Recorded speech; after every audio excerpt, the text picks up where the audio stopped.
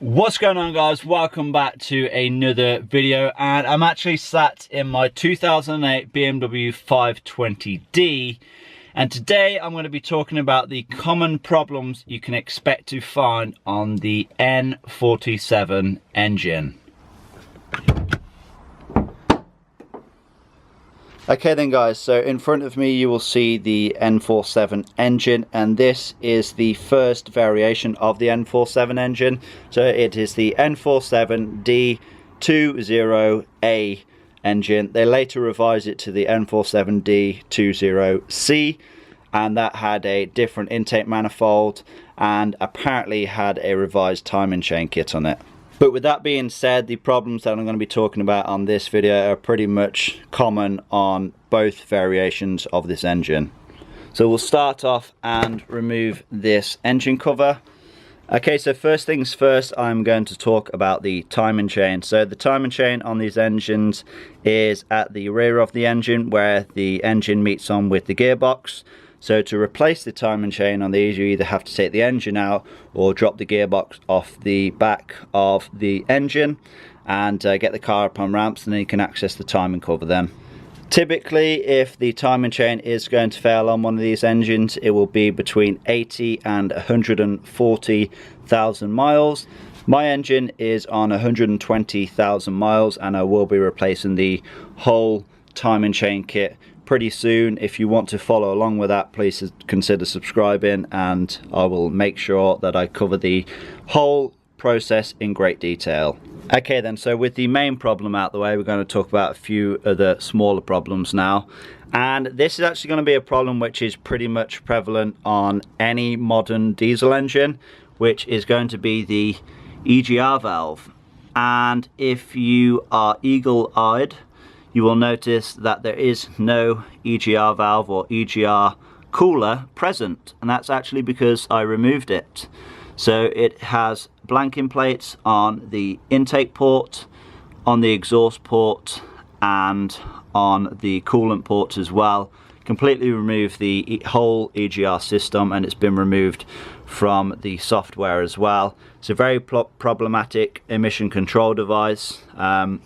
Basically gets clogged up with soot, and it can actually cause you to burn holes in your intake manifold. The intake manifold's plastic.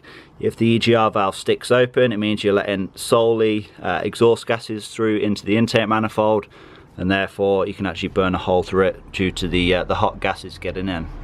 Okay then, so another common problem on this engine, and again it's pretty much a common problem on any modern diesel, is the DPF. Now on this engine, it's either going to be in one or two places.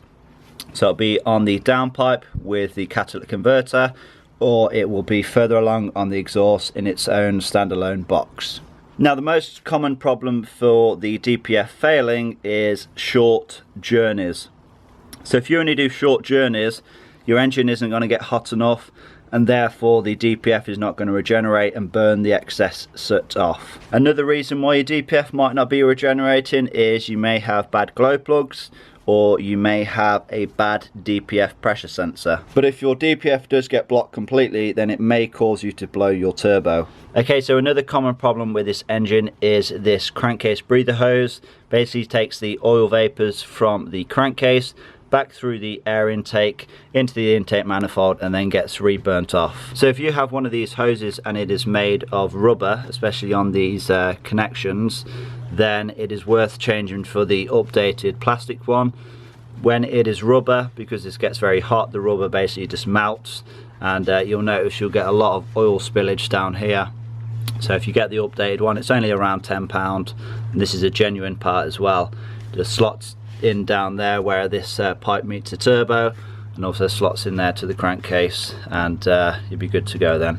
Another common problem with these engines is the intake manifold getting clogged up with EGR gases, essentially. So when the EGR is active, it puts exhaust gases through the intake manifold. Intake manifold then fills with soot, and along with the crankcase vapors, that sends oil back through there, and soot and oil sticks to the inside of your intake manifold and restricts airflow. It also goes into your intake manifold, further restricting airflow, and it also coats this thing right here, which is your anti-shudder valve. A lot of people think it's a throttle body. Diesels do not have throttle body, they run at 100% air all the time.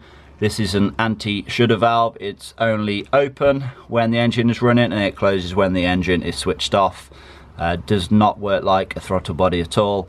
But that gets coated with the sooty, oily crap as well, and it's definitely worth cleaning that. But I would only recommend cleaning that and the intake manifold once the EGR is removed completely. Another problem on these engines is to do with the injectors. Basically, over time, the injector wells at the bottom of the injectors get filled with carbon. It means the injectors no longer seat properly. To remove this soot, you need to remove the injectors, clean the wells, reseat them, fit new copper washers, and then you will have a tight seal onto the cylinder head. If you notice on idle that your revs are fluctuating, like you're getting a hunting sound, then this could be the cause of your problem. The injectors may not be sitting properly, and they simply just need cleaning out and reseating again. Okay, so another common problem on this engine is in fact the glow plugs. They're located down here in between the rocker cover and the intake manifold. The reason that they're a common problem is because nobody actually thinks to replace them. So if you have a car which is over 100,000 miles, you might notice that your car will be difficult to start in the morning. I'd recommend replacing all 4 of these, and also the glow plug module as well, which is located down here near the rear of the engine. That's also a common problem. It can sometimes fail and throw up a fault code, which you may think is the plugs themselves, but it's actually in fact the module that sits down there. Okay, so another problem which could potentially arise on this engine is the power steering pump. That's the pump at the bottom. It's not this one, this is the aircon compressor. This is the alternator. The one at the bottom there is driven by power steering fluid, which is in this reservoir here. The way to know if your power steering reservoir needs replacing is if you notice there is a hole in one of these sections. Where is it? Yes, there it is. If you notice that you get the power steering fluid splurge out of here all over the top, which it did with this one, I've actually cleaned it up, then it's a good indicator that your filter may need changing. But to replace the filter on these, you actually need to replace the whole reservoir. It's not very expensive, you can pick them up for around £15, but I will be doing this along with a full power steering fluid flush, and that's going to ensure that my power steering pump is working as it should for longer. Okay then, so that is going to cover the most common problems on the BMW N47 engine. To be honest, most of these problems can be prevented just with good maintenance, like replacing your oil and filter often, replacing your power steering fluid, removing the EGR setup, possibly removing / cleaning your DPF, and making sure that you're using good quality fuel. It's just simple things like this which can prevent you having a catastrophic engine failure or an expensive repair bill. Okay, so I hope this is going to help a few of you guys out. I know it would if I was to buy this car with no prior knowledge. I just want to thank you guys for watching. Please give this video a like, leave a comment down below, subscribe if you haven't already done so, and I will see you guys in that next video. Peace!